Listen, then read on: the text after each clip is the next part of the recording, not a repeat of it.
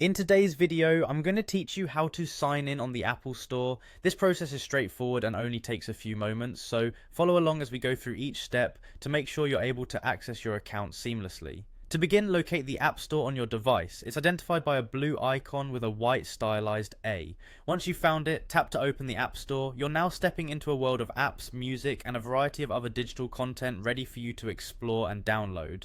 But before you can start downloading, you'll need to sign in to your Apple account. Look up to the top right corner of the screen and you'll notice a small circular profile icon. Go ahead and give that icon a tap.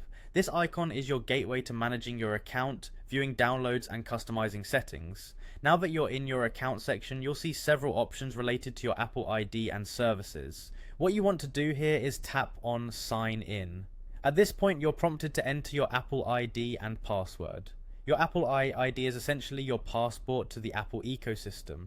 It's usually an email address you registered with Apple, so make sure to enter it accurately to avoid any mishaps. Now type in your password carefully. Remember, passwords are case sensitive, so make sure your caps lock is off and input each character correctly. It's always a good idea to double check your entries here, as even a small typo can prevent you from accessing your account.